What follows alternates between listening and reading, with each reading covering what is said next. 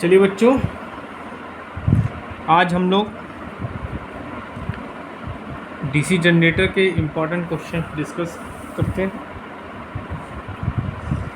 चलिए स्टार्ट करते हैं। डीसी जनरेटर का वर्किंग प्रिंसिपल है Fleming left hand rule, Fleming right hand rule, Faraday electromagnetic rule, electromagnetic induction rule, Lenz law. तो बच्चों, जो आपका डीसी जनरेटर है ये आपका फैराडे के इलेक्ट्रोमैग्नेटिक इंडक्शन के सिद्धांत पर कार्य करता है। तो इसमें आंसर क्या होगा? फैराडे का इलेक्ट्रोमैग्नेटिक इंडक्शन। डीसी जनरेटर किस ऊर्जा को किस ऊर्जा में बदलता है?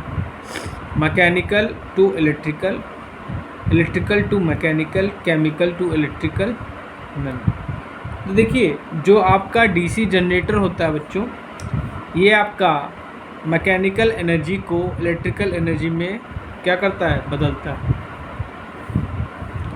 चलिए अगला क्वेश्चन देखते हैं। डीसी जनरेटर में योग का कार्य है, ठीक, ऑल पार्ट्स को धारण करता है, मैकेनिकल सपोर्ट देना, फ्लक्स को रास्ता देना, ऑल मतलब सभी ऑप्शन बिल्कुल सही है। तो देखिए, जो योग होता है वो क्या करता है? सभी पार्ट्स को धारण करता है, मैकेनिकल सपोर्ट देता है और फ्लक्स को लो रिलेक्टेंस का पाथ देता है। तो उसमें आंसर क्या होगा? सभी। योग किसका बना होता है? कॉस्ट आयरन का बना होता है, कॉस्ट स्टील का बना होता है, सिलिकॉन स्टील का बना होता है, कॉपर का बना होता है। तो योग जो होता है आपका कॉस्ट आयरन का बना होता है। डीसी जनरेटर को कहा जाता है, ठीक है, डीसी जनरेटर को क्या कहा जाता है? रेक्टिफायर कहा जाता है, रोटेटिंग एम्पलीफायर कहा जाता है, कन्वर्टर कहा जाता है, इन्वर्टर कहा जाता है। तो आपका देखिए बच्चों, जो आपका डीसी जनरेटर होता है इसको हम लोग रोटेटिंग एम्पलीफायर कहते हैं। डीसी जनरेटर में पोल शू को किससे बनाया जाता है? ठीक है, कॉस्ट आयरन से, कॉस्ट स्टील से, सिलिकॉन स्टील से, कॉपर से। तो पोल शू जो है आपका कॉस्ट आयरन का बनाया जाता है।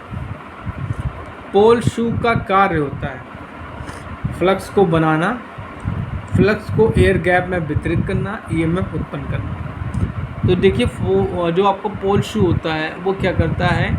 फ्लक्स को एयर गैप में समान रूप से वितरित करता है।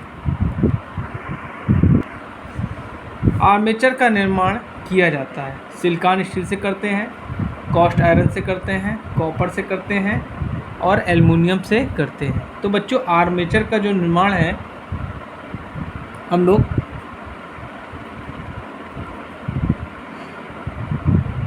सिलिकॉन स्टील से करते हैं, ठीक है। सिलिकॉन स्टील का प्रयोग क्यों करते हैं? सिलिकॉन स्टील का प्रयोग हम लोग सहतील हानियों को कम करने के लिए करते हैं। आर्मेचर को बनाने वाली पत्तियों की मोटाई है 0.3 mm से 0.5 mm, 0.6 mm, 1 mm और नन मतलब कोई नहीं। तो बच्चों, आपकी जो सिलिकॉन, इनको हम लोग स्टैम्पिंग बोलते हैं। क्या बोलते हैं बच्चों? जो पत्तियां होती हैं इनको हम लोग स्टैम्पिंग बोलते हैं और उनकी जो थिकनेस होती है 0.35 mm से 0.5 mm होती है। स्टैम्पिंग, ठीक है, पर किसकी लेयर चढ़ाई जाती है? वार्निश की, कार्बन टेट्राक्लोराइड, ऑयल की और H2 की। तो स्टैम्पिंग में हम लोग क्या करते हैं? वार्निश की लेयर लगाते हैं, ठीक है, वार्निश की लेयर लगाते हैं। क्यों लगाते हैं? एडीकरण लॉसेस को कम करने के लिए, ठीक है। चलिए अगला क्वेश्चन ये पूछ लिया गया है। सिलिकॉन स्टील को लैमिनेट करने का कारण? To reduce eddy current losses, to reduce hysteresis losses, to reduce copper losses and none. तो देखिए, सिलिकॉन स्टील को हम लोग लैमिनेट क्या करते हैं? एडीकरण लॉसेस को कम करने के लिए, ठीक है। चलिए अगला क्वेश्चन देखते हैं। ईएमएफ कहाँ उत्पन्न होता है? आर्मेचर में होता है, योक में होता है, ठीक है, कम्यूटेटर में होता है और नन मतलब कहीं नहीं होता है। तो देखिए, आर्मेचर जो आपका ईएमएफ होता है वो क्या होता है? आर्मेचर में होता है। तो इसमें आंसर क्या हो जाएगा आपका? Armature.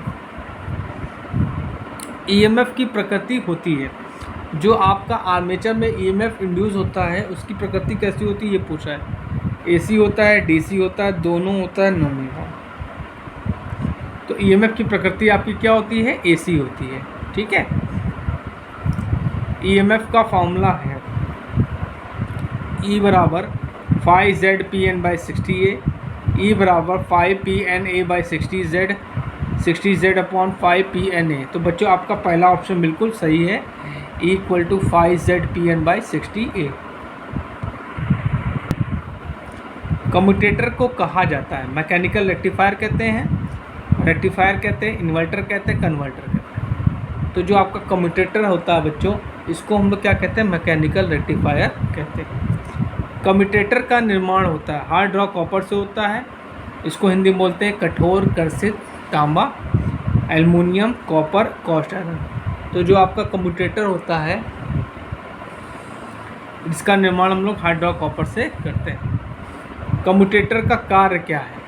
Convert AC to DC, मतलब AC को DC में कन्वर्ट करता है, convert AC to AC, convert DC to DC। देखिए कन्वर्ट DC टू DC मतलब DC को DC में आपका चॉपर करता है, AC को AC में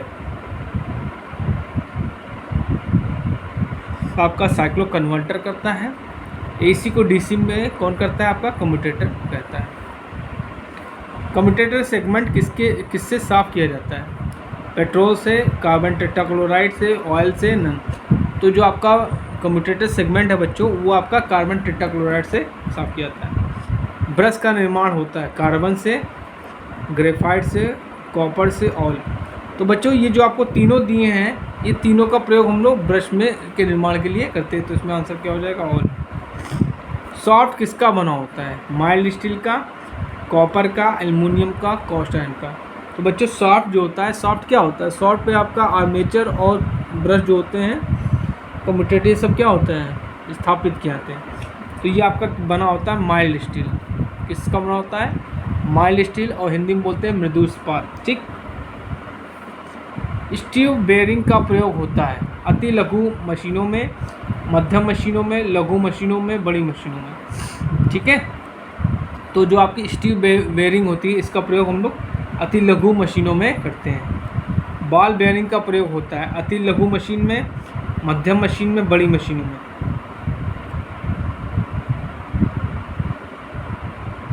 तो इसका प्रयोग जो है मध्यम मशीनों में करते हैं। देखिए अगला क्वेश्चन क्या कर रहा है कि लैप बाइंडिंग और वेव बाइंडिंग में प्रेरित ईएमएफ का संबंध होता है। देखिए ईडब्ल्यू मतलब क्या है? वेव बाइंडिंग ईएमएफ, और ईएल मतलब है लैप बाइंडिंग ईएमएफ। ठीक।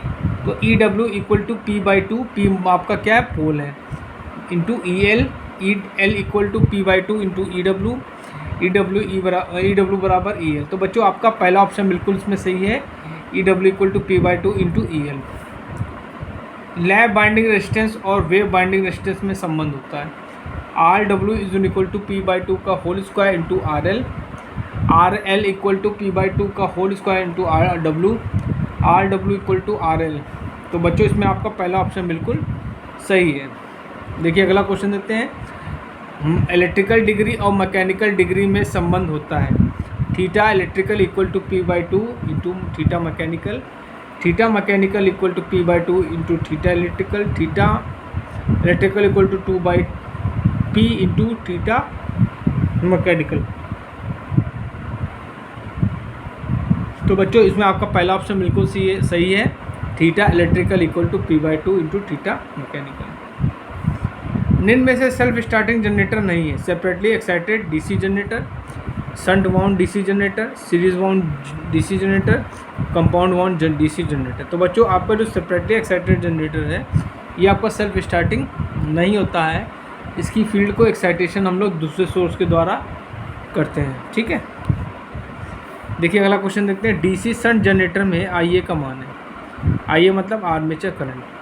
तो IA equal to E minus V upon RA, IA equal to V minus E upon RA, IA equal to E plus V upon RA, चौथा none. तो बच्चों आपका पहला ऑप्शन बिल्कुल सही है।